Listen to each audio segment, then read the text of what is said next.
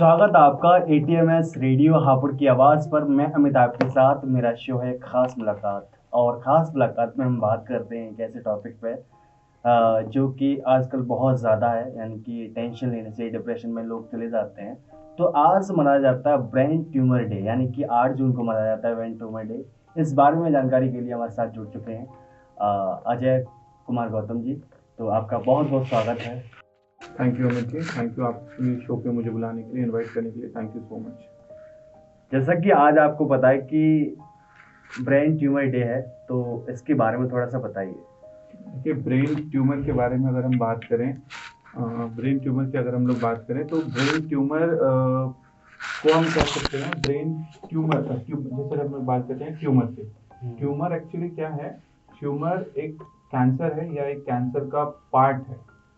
Tumour भी जैसे कि दो तरीके से हम बात करें, अगर ट्यूमर, दो तरह के ट्यूमर हमारे सामने आए जाते हैं या पाए जाते हैं। एक होते हैं कैंसरस ट्यूमर और एक होते हैं नॉन कैंसरस ट्यूमर, या अगर हम मेडिकल लैंग्वेज में अगर हम उनकी बात करें तो दो तरह के ट्यूमर होते हैं। एक होता है मैलिग्नेंट ट्यूमर और एक होते हैं बेनाइन ट्यूमर।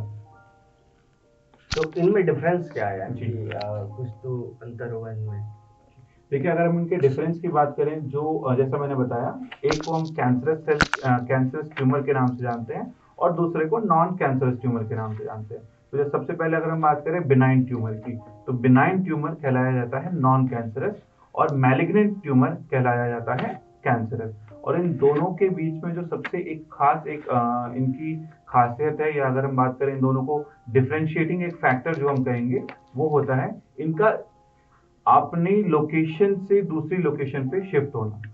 एक जगह से दूसरी लोकेशन पे अगर ट्यूमर एक जगह से दूसरी लोकेशन पे फैल रहा है, या उसको हम मेडिकल टर्म में अगर हम कहें कि एक ट्यूमर अपना मेटास्टेटिस कंडीशन शो कर रहा है, तो वो मैलिग्नेंट ट्यूमर है। और अगर कोई ट्यूमर अपनी एक लोकेशन पे, स्पेसिफाइड लोकेशन पे सीमित है, अपने दायरे में है, तो उसे हम बेनाइन ट्यूमर के नाम से जानते हैं। देखो, ये था दो तरह के ट्यूमर इन्होंने बताए।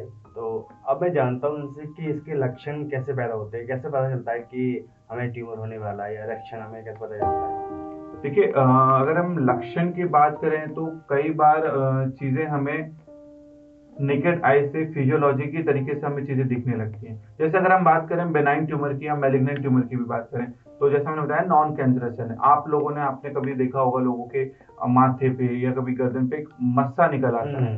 तो मस्सा क्या है? वो एक्चुअली भी वो भी एक ट्यूमर है, बट वो नॉन कैंसरस ट्यूमर है जिसको हम बेनाइन ट्यूमर के नाम से जानते हैं। तो कई बार चीजें तो हमें डायरेक्टली हमारे आंखों से हमें दिख जाती है कि हाँ, कुछ बदलाव हमारे शरीर में आ रहा है। और वहीं अगर हम बात करें मैलिग्नेंट ट्यूमर की, तो कई बार कुछ कॉमन सिम्टम्स होते हैं। वो डिपेंड करेगा कि वो ट्यूमर अगर वो डेवलप हो रहा है तो वो किस जगह पे डेवलप हो रहा है। अगर कहीं वो हमारे लंग्स एरिया में डेवलप हो रहा है, तो कई बार सांस लेने में दिक्कत आना, सांस बार बार फूलना। फिर अल्टीमेटली वो हमें कंफर्म तब होगा जब हम उसकी रेडियोलॉजिकल चीजें कराएंगे, एक बार एक एक्सरे, सिटी स्कैन, सारे टेस्ट करवाएंगे, डायग्नोस्टिक टेस्ट करवाएंगे, तब जाके हमें वो कंफर्म होगा क्या ये सच में कैंसर है, क्या ये सच में ट्यूमर है, या कुछ अदर फिजियोलॉजिक कंडीशन है। देखो, मैंने सुना है कि सर दर्द करता है, छींक आती है, या फिर कुछ भी होता है, या फिर आपके नाक में ब्लड आ जाता है, तो लगता है कि कैंसर हो गया। तो लोग पैनिक हो जाते हैं इस मामले को लेकर। तो इसके बारे में क्या कहना चाहोगे? पैनिक, हाँ, आपकी बात सही है। पैनिक होना कई बार ये रीजन रहता है कि लैक ऑफ इंफॉर्मेशन या लैक ऑफ नॉलेज। और जैसा आपने कहा नाक से खून आने की, तो देखिए नाक से खून आने के कई सारे रीजन है। अगर गर्मी से हम भी हो जाता हाँ, है। अगर हम बच्चों की बात करें तो कई बार बच्चों को नोज पिकिंग की आदत होती है। तो नोज में कुछ अगर उनकी इरिटेशन कॉज हो गई है गर्मी की वजह से, ह्यूमिडिटी बहुत हाई लो हो गई है, एयर बहुत ड्राई हो रही है, तो हमारी जो नोज की लाइनिंग्स हैं, जो सेल्स हैं, वो बहुत इरिटेंट हो जाते हैं। उस वजह से अगर कोई जरा सी भी मूवमेंट, अगर उसमें कुछ चीज अगर हम उसे स्ट्राइक कर लें, तो कई बार ब्लड वेसल्स के डैमेज होने की वजह से खून आने का कारण बनता है। वहीं अगर हम बात करें सर दर्द की, तो सर दर्द तो देखिए एक ऐसी कॉमन चीज है जो कई सारे उसके रीजन हो सकते हैं। अगर आप दिन भर पानी ना पिए डिहाइड्रेशन की वजह से, तो भी आपको सर दर्द हो सकता है। तो एक छोटे से सिम्टम्स को हम कैंसर या ट्यूमर का सिम्टम्स नहीं मान सकते जब तक हम एक प्रोफेशनल एडवाइस ना लें, एक रेडियोलॉजिक टेस्ट ना कराएं, डायग्नोस्टिक टेस्ट ना कराएं, तब तक हम कंफर्म नहीं कर सकते कि क्या ये कैंसर है या नहीं है।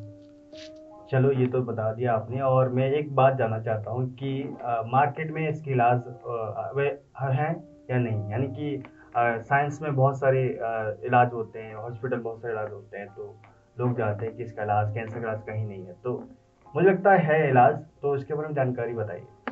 देखिए, बिल्कुल मेडिकल साइंस अभी कुछ सालों से, आने वाले कई सालों से धीरे धीरे अपने आप को बहुत डेवलप कर चुका है। वहीं आने वाले टाइम में इस चीज़ को ये और डेवलप होने वाला है। तो मोस्ट ऑफ द डिजीज के तो अब आजकल इलाज अवेलेबल हैं। वही अगर बात करें कैंसर की, तो कैंसर के भी अब ट्रीटमेंट्स अवेलेबल हैं, दवाइयाँ अवेलेबल हैं, या इसके कई तरीके अवेलेबल हैं।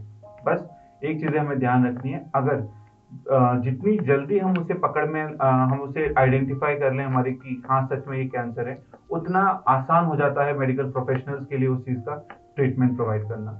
और अगर हम इसमें बात करें कि क्या इलाज अवेलेबल हैं, तो जनरली जो ट्रीटमेंट्स इसके अवेलेबल हैं वो हो सकता है सर्जिकल मेथड। अगर कोई ट्यूमर है तो उसको सर्जिकली रिमूव किया जाए।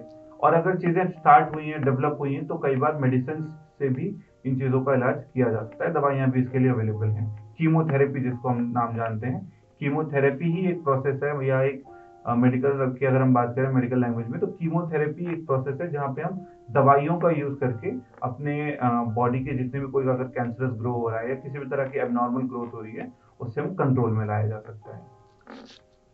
देखो, कैंसर कोई भी हो, ट्यूमर कोई भी हो, दवाइयों थ्रू कंट्रोल में लाया जा सकता है। पर हाँ, एक बात मैं पूछना चाहता हूँ कि बी फार्मा में ये सिखाया जाता है कि दवाइयाँ इसकी भी बनती हैं। जी देखिए, बी फार्मा एक ओवरऑल कोर्स है हम्म। जहाँ पे ना सिर्फ दवाइयाँ, बल्कि सबसे पहले बच्चों को ये सिखाया जाता है कि देखिए, अगर किसी भी चीज़ का हमें दवाई का इलाज करना है, तो सबसे पहले हमें ज़रूरी है उसकी जड़ तक जानना। जड़ तक जाना। जी, तो उसी लिए इसी इसी वजह से हमारा जो बी फार्मा का करिकुलम है, उसमें कई सारे ऐसे सब्जेक्ट्स हैं जिसमें पैथोफिजियोलॉजी, फार्माकोलॉजी, जहाँ पे पहले हम डिजीज की स्टडी करते हैं। कोई भी डिजीज को हम जड़ से जानते हैं कि कैसे डिजीज हो रही है, क्या उसका तरीका है बढ़ने का, कैसे वो ग्रोथ हो रही है, और वो किन एरियाज हैं जहाँ पे हम उस डिजीज को अटैक करके उसके ट्रीटमेंट्स मतलब उसके ट्रीटमेंट्स में हम कारगर हो सकते हैं। तो पहले हम ये चीज़ें पढ़ते हैं। उसके बाद हम की दवाइयों के ऊपर आते हैं कि हाँ ये दवाइयाँ, ये वो दवाइयों के ग्रुप है जिनको हम इन एरियाज में यूज करके अपने लिए पॉजिटिव रिजल्ट शो कर सकते हैं। देखो, अगर आप अपने लिए पॉजिटिव रहना चाहते हो तो बी फार्मा करना लाजमी है। बिल्कुल, क्योंकि इससे क्या सीखने को बहुत मिलता है, बिल्कुल। दवाइयों के बारे में। वैसे भी सर, आपका बहुत बहुत धन्यवाद हमें इतना टाइम देने के लिए, और एक छोटा सा मैसेज दे दीजिए। सबसे पहला जो मैं कहना चाहूँगा आप लोगों के लिए, सेल्फ मेडिकेशन से बचें। अपने आप कोई भी दवाइयों का प्रयोग ना करें। हमेशा एक प्रोफेशनल एडवाइस के साथ मेडिकल्स या दवाइयों के साथ आगे बढ़ें। सर, आपका बहुत बहुत धन्यवाद टाइम निकालने के लिए, इतना समय देने के लिए बहुत बहुत शुक्रिया। Thank you so much.